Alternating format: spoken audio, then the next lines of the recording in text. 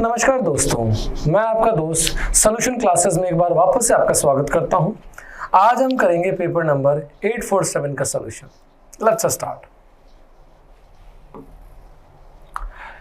My dear friends, पहला question अपना, select the most appropriate synonym. हमें सिनोनिम देना है, सेम वर्ड देखना है फॉर द गिवन वर्ड। हमारा वर्ड है लेविटेट। लेविटेट का मतलब क्या होता है? तैरना, राइट? तो इसका सिनोनिम क्या हो जाएगा? फ्लोट करना।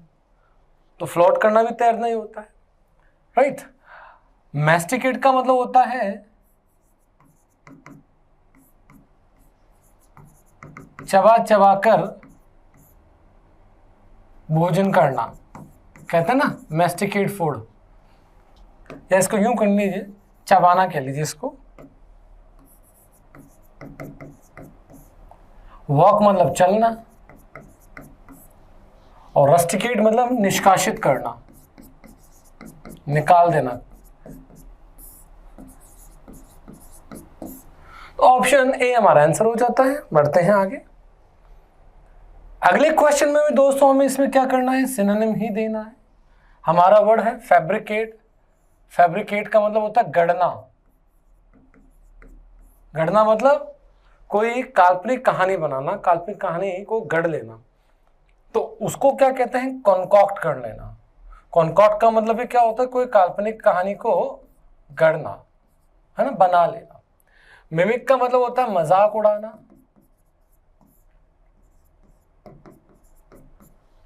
रेफ्यूट का मतलब होता है खंडन करना, हम किसी की बातों का खंडन करते हैं। और फ्लैटन का मतलब होता है समतल करना, समतल करना। तो ऑप्शन सी हमारा आंसर हो जाता है, कॉन्कॉक्ट। यस, अगला है, identify the segment in the following sentence which contains a grammatical error. यानी हमें इस क्वेश्चन में या तो एरर देखनी है, अगर है तो, और नहीं हो तो नो एरर करना है। देखते हैं। Vijay and Anant is here to celebrate 7 years of their friendship. कि विजय और अनंत यहाँ उपस्थित हैं अपनी दोस्ती के जो 7 साल हो गए उसको सेलिब्रेट करने के लिए। देखो दो दोस्त हैं यहाँ पर, अनंत और विजय। तो अनंत और विजय दो हैं, तो इज कैसे आ जाएगा? अनंत एंड विजय आर।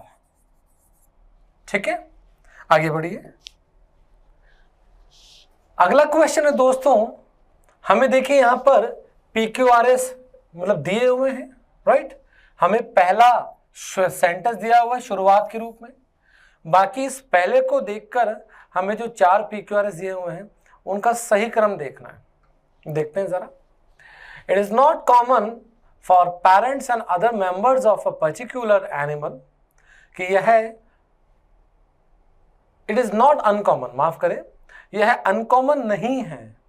ठीक है, माता पिताओं के लिए, अभिभावकों के लिए, और किसी भी विशेष जो जानवरों का समूह है उसके सदस्यों के लिए, टू टीच देयर यंग, अपने बच्चों को सिखाना, थ्रू एग्जाम्पल्स, उदाहरण के माध्यम से, हाउ टू ऑफ ड्रॉट और अदर एनवायरमेंटल चेंज, की सूखा और अन्य पर्यावरणीय परिवर्तनों में, फाइंड फूड और वाटर, यानी भोजन और पानी तलाशना, when it becomes scarce because.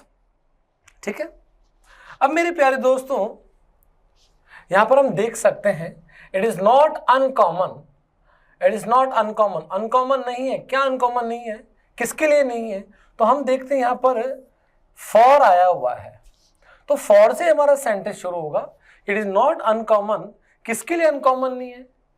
Parents के लिए और किसी भी जानवर समूह के लिए। अब देखो मेंबर्स की बात है, तो मेंबर्स किसका होता है? समूह का होता है। तो एनिमल के बाद में क्या जुड़ना चाहिए? ग्रुप जुड़ना चाहिए। तो पी के बाद में क्यू आना चाहिए।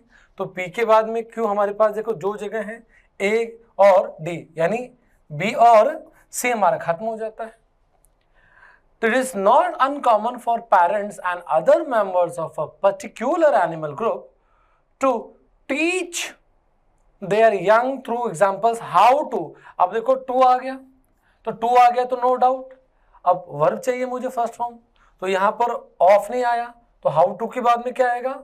फाइंड आएगा, हाउ टू फाइंड, तो 3 नंबर पे क्या आ गया, एस आ गया, तो PQSR हो जाएगा, PQSR, यानी ऑप्शन ए हमारा आंसर हो जाता है, ये भी एलिमिनेट हो जाता है। ठीक है दोस्तों, बढ़ते हैं आगे। अगला क्वेश्चन है, ये डायरेक्ट इनडायरेक्ट से संबंधित है, देखते हैं।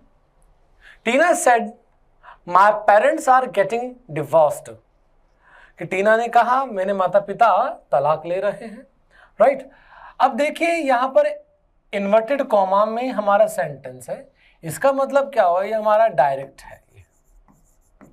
अगर ये हमारा डायरेक्ट है तो अब हमें क्या चाहिए, इनडायरेक्ट चाहिए हमें, राइट। अब देखिए एसएमआर आईएनजी आ रहा है, बाहर सेड आ रहा है, तो पास्ट को देखकर प्रेजेंट में क्या हो जाएगा, पास्ट में कन्वर्ट हो जाएगा, तो आर गेटिंग की जगह वर गेटिंग हो जाएगा। तो Tina said that her parents, are आ गया, आर के कारण क्या हो गया, ये इनकरेक्ट हो गया। Tina said that her parents were planning, planning की कोई बात ही नहीं आ रही है, तो यह भी हो गया। Tina said that her parents have been, यहाँ पर इज़ेमआर आ रहा है, हैव बीन के कारण ये भी इनकरेक्ट हो गया। Tina said that her parents were getting divorced, तो इज़ेमआर का वॉज वर हो जाएगा। तो पेरेंट्स हमारा प्लूरल था, तो यहाँ पर प्लूरल क्या हो जाएगा, वर हो जाएगा, इसलिए ऑप्शन डी हमारा आंसर हो जाता है। बढ़ते हैं आगे। यस, वापस से हमारे पास में एक PQRS का अरेंजमेंट है, उसको हमें सही क्रम में जमाना है। Question number 81, despite pandemic related travel complications, pandemic मतलब वैश्विक, ठीक है ना, कि वैश्विक महामारी से संबंधित यात्रा की जो समस्याओं के बावजूद the government of India and France facilitated interactions, NPCIL a binding techno commercial offer on 22nd of April 21 between EDF and NPCIL which allowed EDF to submit to। अब देखिए दोस्तों, यहां पर ये कह रहा है कि इस वैश्विक महामारी जो कोरोना आई थी, कोरोना जो वैश्विक महामारी में से संबंधित यात्रा की समस्याओं के बावजूद द गवर्नमेंट्स ऑफ इंडिया, यानी नंबर 1 P आएगा, यानी इस समस्या के बावजूद इन सरकारों ने सुविधा प्रदान की, फैसिलिटेट किया, तो P के बाद में Q आएगा, तो P के बाद में Q, ऑप्शन डी हमारा आंसर हो जाएगा कि इस समस्या के बावजूद भी भारत और फ्रांस की सरकारों ने फैसिलिटेट किया, सुविधाजन्य किया, सुविधा प्रदान की, इंटरैक्शंस यानी बातचीत की सुविधा प्रदान की, है ना, किसके बीच में, बिटवीन, अब बातचीत की सुविधा, बातचीत को सुविधाजन्य बनाया किसके बीच में, बिटवीन EDF एंड NPCIL, है ना। तो नंबर 1 पे P, फिर Q, फिर S, भाई बातचीत को अगर सुविधाजन्य बनाया किसके बीच में, तो इन दोनों के बीच में, तो Q के डायरेक्ट बाद में S कनेक्ट हो जाएगा और लास्ट में बचा R आ जाएगा, तो PQSR, PQSR, ऑप्शन डी हमारा आंसर हो जाता है। बढ़ते हैं दोस्तों आगे। अब हमारे इस 82 क्वेश्चन में वन वर्ड सब्स्टिट्यूशन हमें पहचानना है। इसके लिए अ पर्सन हु अटैक्स और क्रिटिसाइजेस चेरिश्ड बिलीफ्स और इंस्टीट्यूशंस, यानी ऐसे व्यक्ति जो कि स्थापित विश्वासों और संस्थानों पर क्या करता है, हमला बोलता है या उनकी निंदा करता है, उस व्यक्ति को कहते हैं आइकोनोक्लास्ट। आइकोनोक्लास्ट का मतलब क्या होता है, परंपरा भंजक, जो कि मान्यताओं को तोड़ने वाला होता है। मैं लिख देता हूं यहां पर, मान्यताओं को तोड़ने वाला। ऐसा व्यक्ति जो कि पुरानी मान्यताओं को, जो स्थापित हो चुकी, जो रूढ़िवादिता से आगे से चली आ रही, उसको तोड़ने वाले व्यक्तियों का आइकोनोक्लास्ट कहता है। अगले शब्दों पे ध्यान दे लेते हैं। इम्प्रेग्नेबल, अभेद्य, जिसको भेदा ना जा सके, राइट। इनवेटरेट, इनवेटरेट का मतलब होता है कोई पुराना स्वभाव, और इंसॉल्वेंट का मतलब होता है बैंकरप्ट, दिवालिया, यानी जिसने किसी कहीं से ऋण ले लिया हो, पैसा लिया हो, उधार लिया हो और हाथ खड़ा कर दे कि भैया मेरे बस की बात नहीं है, मेरे पास कुछ नहीं है चुकाने के लिए, उस व्यक्ति को कहते हैं इंसॉल्वेंट, बैंकरप्ट। बढ़ते हैं दोस्तों आगे। हाँ जी, देखते हैं। अब यहां पर देखिए इस क्वेश्चन में यहां पर कुछ सेंटेंस का एक भाग उसको अंडरलाइन करके दिया हुआ है कि अगर ये सही है तो हम नो इंप्रूवमेंट लगाएं, अन्यथा ए, बी और डी में से उसको रिप्लेस करें। पढ़ते हैं दोस्तों। The writer wields a strong influence between young readers through his powerful ideas। ठीक है, कि जो राइटर है वो युवाओं के मध्य, युवा पाठकों के मध्य अपने शक्तिशाली विचारों के माध्यम से क्या उपजाता है, एक सशक्त प्रभाव पैदा करता है। तो देखिए दोस्तों, बिटवीन का यूज तो हम देख सकते हैं,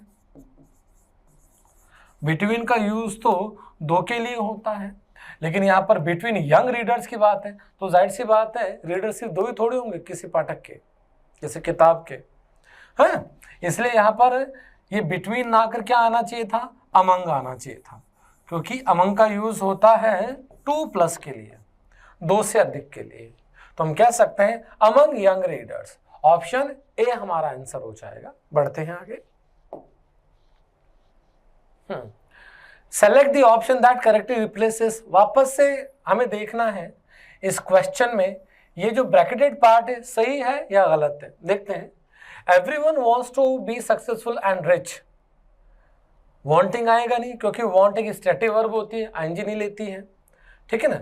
और वांटेड इसलिए नहीं आता क्योंकि रिच होना, सफल होना आदमी पहले भी चाहता था, आज भी चाहता और हमेशा चाहता रहेगा। तो जो काम हमेशा होता है वो प्रेजेंट इंडेफिनिट में आता है। तो यानी बड़ी और वन वाले सब्जेक्ट हमेशा सिंगुलर माने जाते हैं, और जब कभी वर्ब की फर्स्ट फॉर्म आती है तो एस और ईएस लगता है।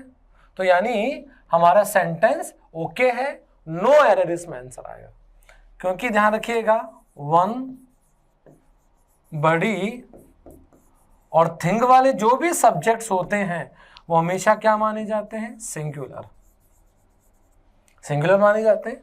अगर आपका सब्जेक्ट सिंगुलर है, सिंगुलर सब्जेक्ट है, सिंगुलर सब्जेक्ट है और वर्ब की फर्स्ट फॉर्म आई है तो उसमें हमें क्या लगाना है, एस और ईएस लगाना पड़ेगा। तो हमारे पास वांट्स एस और ईएस ऑलरेडी लगा हुआ है, हमारा सेंटेंस एकदम दुरुस्त है, एकदम करेक्ट है। बढ़ते हैं आगे। यस मेरे दोस्तों, इस क्वेश्चन में भी हमें ग्रामेटिकल एरर फाइंड आउट करनी है। देखते हैं जरा।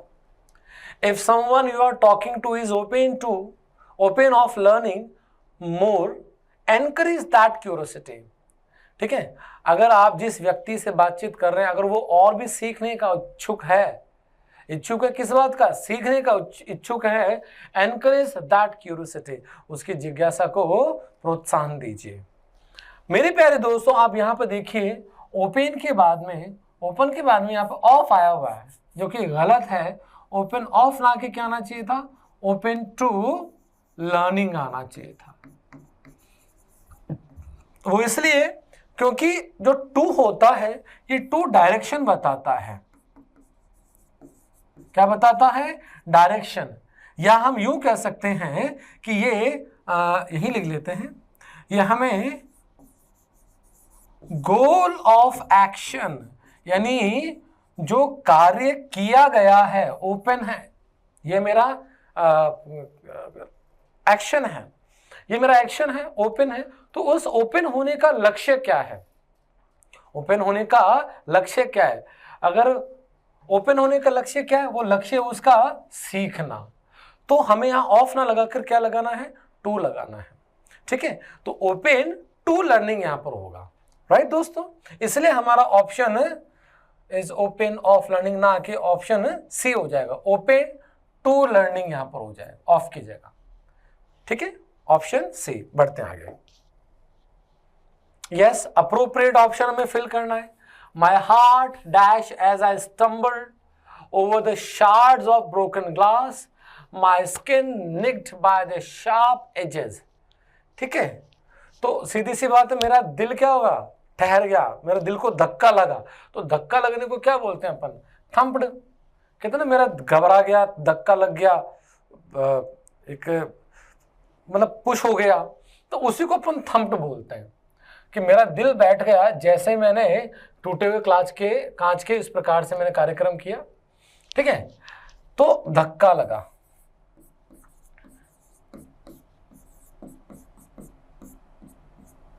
राइट, लिफ्टेड मतलब उठाया, इनहैबिटेड यानी आबाद, और हॉबल्ड का मतलब होता है कोई चीज जो कि बाधित हो। बाधित मतलब जहां पर रुकावट पैदा हुई हो। तो यहां पर दिल पे रुकावट थोड़ी पैदा हो गई, दिल को उठा, दिल थोड़ी उठ गया, ठीक है, कहने में आता है कि मेरा दिल उठ गया, लेकिन हैबिटेड आबाद थोड़ी होगा, दिल को क्या लगा, धक्का लगा मेरे। चलिए बढ़ते हैं आगे। यस, वन वर्ड सब्स्टिट्यूशन हमारे पास, बढ़ते हैं। द बिगिनिंग और ओरिजिन ऑफ समथिंग, किसी भी चीज की शुरुआत, उत्पत्ति, उसको क्या बोलते हैं, जेनेसिस बोलते हैं, उत्पत्ति जिसे कह सकते हैं हम, ठीक है, ऑप्शन ए हमारा आंसर होगा। राइट, कल्मिनेशन मतलब चरम बिंदु, पराकाष्ठा जिसे कहते हैं, culmination, last point. Sublimation, sublimation मतलब अपनी भावनाओं को या विचारों को साक्षात कर देना, यानी मूर्त रूप दे देना, मूर्त रूप देना। आपने जैसा सोचा, जैसे आपने भावनाएं हैं वैसा ही आपने कर डाला, उसी को सब्लिमेशन कहते हैं। राइट, और हाइसश, हाइसश का मतलब होता है मेरे प्यारों, हाइसश का मतलब होता है विराम, स्टॉपेज, ठीक है। तो ऑप्शन ए हमारा आंसर हो जाता है। बढ़ते हैं आगे। Yes, choose the word that means the same. The same मतलब हमें क्या देना है, सिनोनिम देना है।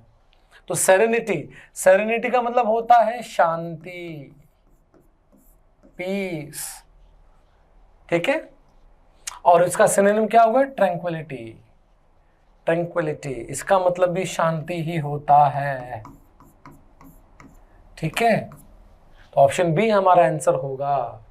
प्रोफेनिटी का मतलब होता है गाली गलौज, अश्लीलता, हम कह सकते हैं गाली गलौज, अश्लीलता। और सैंक्टिटी का मतलब होता है गरिमा, पवित्रता, कुछ भी कह लीजिए, पवित्रता। कई बार जैसे टीचर को हमें बोलना पड़ता है ना कि please maintain the sanctity of the class, यानी कक्षा की गरिमा बनाए रखें। वल्नरेबिलिटी, वल्नरेबिलिटी का मतलब क्या होता है, संवेदनशीलता,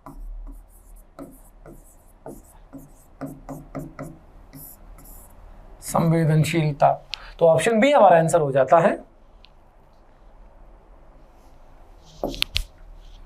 यस, अगला है choose sentence with no spelling error. दोस्तों ध्यान से देखिएगा, हमें कोई स्पेलिंग एरर ना हो वो हमें चूज करना है। देखते हैं, new seeds are made through pollination. Seeds यहाँ पे देखो, आगे देखते हैं, सीड बीजों की बात हो रही है, तो यहाँ पे सीड की स्पेलिंग गलत है, इसलिए गलत हो गया, क्योंकि नो स्पेलिंग एरर हमें देखना है। New seeds are made through pollination, new seeds are made through pollination, new seeds are made through, ये भी गलत हो गया। अब हमें देखना है कि पॉलिनेशन में सिंगल एल आता है, डबल एल आता है। तो new seeds are made through pollination. आप देखिए यहाँ पर पॉलिनेशन में सिंगल एल है, यहाँ पे डबल एल है, तो जो डबल एल है वही हमारा करेक्ट आंसर होगा। ऑप्शन सी हमारा होगा 89 में। आगे बढ़ते हैं दोस्तों। Select the most appropriate option to replace the underline segment in the given sentence, यानी जो अंडरलाइन किया हुआ भाग है उसको हमें देखना है कि सही है गलत है। सही है तो ठीक है, नो एरर, नो इम्प्रूवमेंट, और अगर गलत हो तो ए बी डी में से हमें चूज करना है। पढ़ते हैं। My new shoes give me a painful blistered on my right heel. कि सीधी सी बात है, मेरे नए जूते ने मेरे जो सीधे पैर की जो एड़ी थी उसमें क्या पैदा कर दिया, छाला पैदा कर दिया। After I had walked several kilometres through the crowded streets that afternoon. जब मुझे उस दोपहर में कई किलोमीटर्स उस भीड़ भाड़ वाली सड़क पर चलना पड़ा मुझे। तो मेरे प्यारे दोस्तों आप देखें यहां पर ए आया हुआ है, ये ए क्या बन गया मेरा आर्टिकल है, ए मेरा आर्टिकल है, प्लस पेनफुल, फुल पीछे लगा हुआ है, फुल पीछे लगा हुआ, तो इसका मतलब क्या होगा, ये एडजेक्टिव है मेरा, राइट। प्लस अब ध्यान देखिए ए अगर आया है, एडजेक्टिव यहां पर आया गया, तो अब यहां पर क्या आना चाहिए था, नाउन आना चाहिए था, ठीक है। और जो नाउन यहां पे आना चाहिए था वो ब्लिस्टर्ड नहीं होगा, वो क्या होगा, ब्लिस्टर होगा। ब्लिस्टर होता है, ब्लिस्टर मतलब छाला, फफोला, क्योंकि यहां पर ए नाम का आर्टिकल है, तो भाई यहां पर एडजेक्टिव कैसे बन जाएगा, क्योंकि आपका आर्टिकल तो नाउन के लिए जाता है, ठीक है। तो ब्लिस्टर्ड ना के ब्लिस्टर आना चाहिए था। तो देखते हैं यहां पर भी ब्लिस्टर्ड है, खत्म हो गया, ब्लिस्टरिंग हो गया, ये भी खत्म हो गया, नो इंप्रूवमेंट आएगा नहीं क्योंकि ये गलत है। तो क्या आना चाहिए, a painful blister, option D हमारा आंसर हो जाता है, क्योंकि ब्लिस्टर क्या एक नाउन है और आर्टिकल हमेशा किसके लिए जाता है, नाउन के लिए जाता है। चलते हैं आगे, अगला है, इस क्वेश्चन में हमें एक्टिव और पैसिव ढूंढना है हमें, देखते हैं दोस्तों। When and for how much did you buy this expensive piece of jewelry? कब और कितने में आपने ये महंगी ज्वेलरी, ये महंगे आभूषण खरीदे, है ना। तो कब और कितने में ये महंगा आभूषण खरीदा गया, डिड आया हुआ है, तो डिड किस में बदल जाएगा, वॉज वर्ड थर्ड फॉर्म में। तो व्हेन एंड फॉर, अब देखिए WH वर्ड किससे शुरुआत है सेंटेंस की, तो पैसिव में भी WH वर्ड से शुरुआत होगा, ये हमारा एक्टिव है, ठीक है। तो when and for how much was this expensive piece of jewellery bought by you, एक बार इसको हम कंसिडर कर सकते हैं, देख सकते हैं।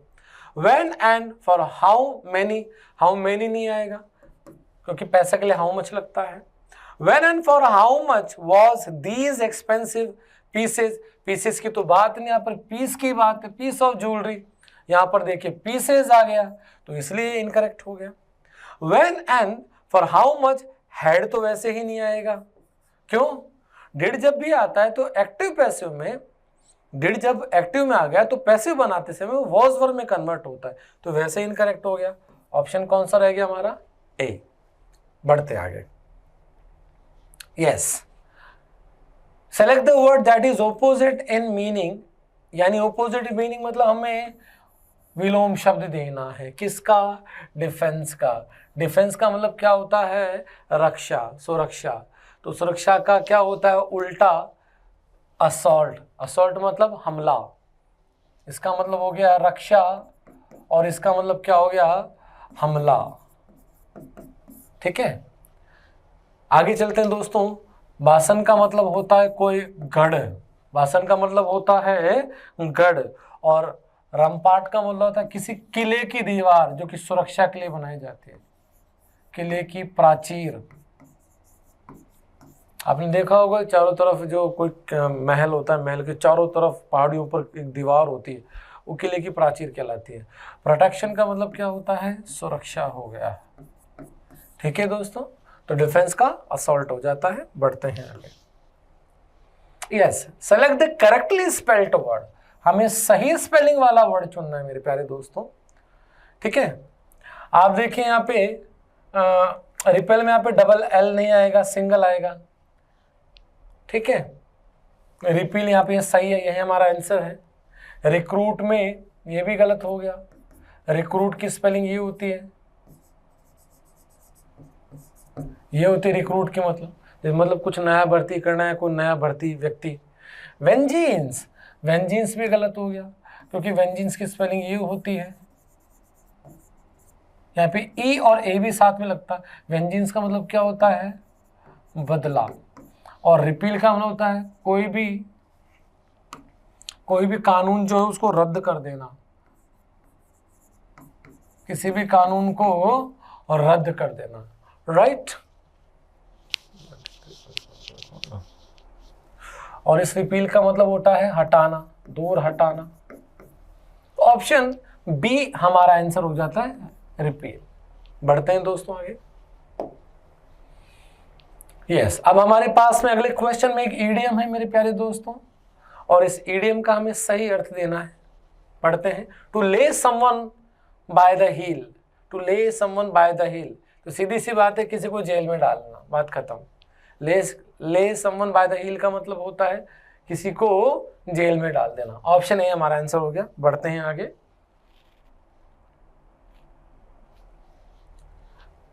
वापस से दोस्तों इस क्वेश्चन में हमारे पास एक ईडियम ही है, और पढ़ते हैं, to make one's mark. To make one's mark का मतलब to prove a point, to become famous and succeed, successful, to make no effort to succeed, to be indifferent to something. देखिए, टू मेक वंस मार्क, आपने कोई छाप छोड़ी है, तो छाप कैसे छोड़ेगी? To become famous and successful, प्रसिद्ध होकर और सफल होकर ही छाप छोड़ी जाती है। ऑप्शन बी हमारा आंसर हो जाता है। बढ़ते हैं आगे दोस्तों। अब हमारे पास एक क्लोज टेस्ट है मेरे प्यारों, आइए पढ़ते हैं। Children learn to walk and talk naturally dash, this is not the case with reading. Reading के साथ ऐसा नहीं है। बच्चे चलना और बातचीत करना स्वाभाविक रूप से सीख जाते हैं, लेकिन पढ़ने के साथ ऐसा नहीं है। Reading strategies are carefully design to help children develop a strong dash. ठीक है, कि रीडिंग स्ट्रेटजीज यानी पढ़ाने की जो रणनीतियां हैं वो बड़े सावधानी से बनाई जाती है बच्चों को डेवलप ए स्ट्रॉन्ग डैश, यानी डैश को स्ट्रॉन्ग तरीके से डेवलप करने में मदद करने के लिए। इन रीडिंग, पढ़ाई में, one built on confidence, engagement and a genuine love for books, जो कि किस पर आधारित हो? वन बिल्ड जो कि कॉन्फिडेंस विश्वास पर, एंगेजमेंट सहभागिता पर, एंड अ जेन्युइन या जेन्युइन लव फॉर बुक्स जो कि पुस्तकों के प्रति एक वास्तविक प्रेम पर हो। एज ए पेरेंट, एक अभिभावक के रूप में, you are often looking for effective, आप अक्सर ढूंढते रहते हो प्रभावशाली dash that can encourage children, जो कि बच्चों को प्रोत्साहित कर सके, टू रीड रेगुलरली, नियमित रूप से अध्ययन करने के लिए, and develop a life long interest, और जीवन व्यापी यानी पूरी जीवन भर का एक इंटरेस्ट पैदा हो जाए इन लर्निंग, सीखने के लिए। We are here to support children throughout their journey, हम यहाँ उपस्थित हैं बच्चों को उनकी पूरी यात्रा में सपोर्ट करने के लिए, ऑफ बिकमिंग, बनने की, डैश रीडर्स, डैश रीडर बनने की यात्रा में, बाय प्रोवाइडिंग हेल्पफुल गाइडेंस, और किस प्रकार से हम उनके लिए सपोर्ट करेंगे? बाय प्रोवाइडिंग हेल्पफुल गाइडेंस, यानी एक मददगार गाइडेंस देकर, एंड प्रैक्टिकल सजेशन, और प्रायोगिक सुझाव देकर। Try some of the following reading strategy suggestions for kids, और हमें क्या करना चाहिए? आप जो स्ट्रैटेजी सजेशंस दिए जा रहे हैं उनमें से किसी को ट्राई कीजिए, आप उनमें से ट्राई कीजिए आप फॉर किड्स, अपने बच्चों के लिए। आर बिगिनिंग टू रीड, जो कि पढ़ना शुरू कर रहे हैं, साथ ही साथ दोज वे भी who are ready to explore advanced chapter books independently, जो एडवांस चैप्टर हैं उनको स्वतंत्र रूप से पढ़ने के लिए, उनको खोजने के लिए तैयार हैं। चलिए दोस्तों पढ़ते हैं। Children learn to walk and talk natural, बच्चे पढ़ना और चलना स्वाभाविक रूप से सीख जाते हैं।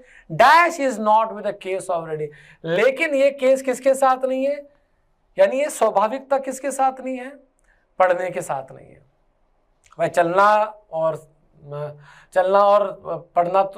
और बातचीत करना तो सीख जाते हैं, लेकिन पढ़ने के साथ ऐसा नहीं है।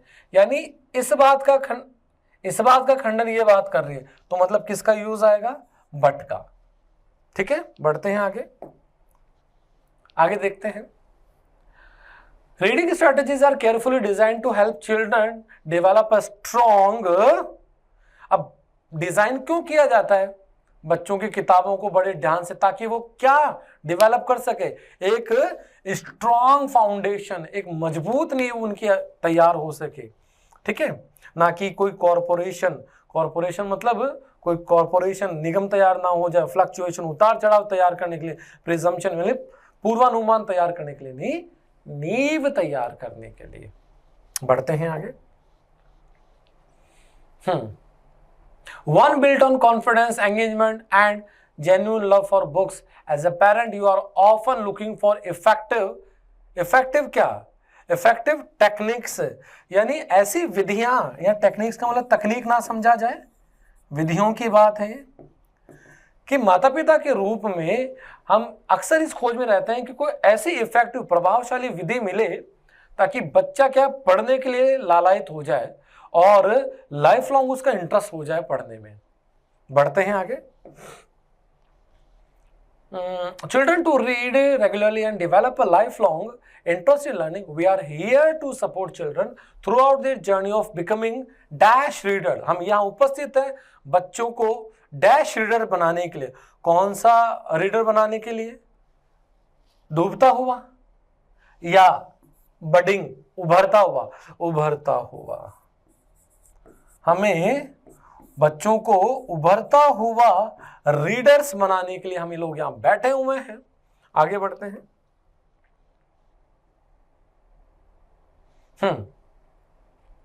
Try some of the following reading strategy suggestions for kids dash are becoming to read. अब यहां पर क्या आएगा? ये यहां पर देखिए नाउन है, यहां पर ये वर्ब है, तो जाहिर सी बात है यहां पर रिलेटिव प्रोनाउन आएगा। और रिलेटिव प्रोनाउन किसके संबंध में होना चाहिए? नाउन के जस्ट पहले वाले वर्ड को एंटीसीडेंट जिसे कहते हैं। तो यहाँ किसका यूज होगा? हु का यूज होगा। यानी उन बच्चों के लिए जो कि अभी पढ़ना सीख रहे हैं, साथ ही उन लोगों के लिए भी जो भी एडवांस चैप्टर को स्वतंत्र रूप से पढ़ना चाहते हैं। तो मेरे प्यारे दोस्तों, आज हमारा यहाँ पर पेपर नंबर 847 का सलूशन पूरा होता है। आशा करता हूँ आपको समझ में आया होगा। जितने भी नए वर्ड्स आपके सामने आ जाएं उनको लिखिएगा और अपने जीवन में उतारिएगा। वो सारा गेम आदत का है। थैंक यू सो मच दोस्तों।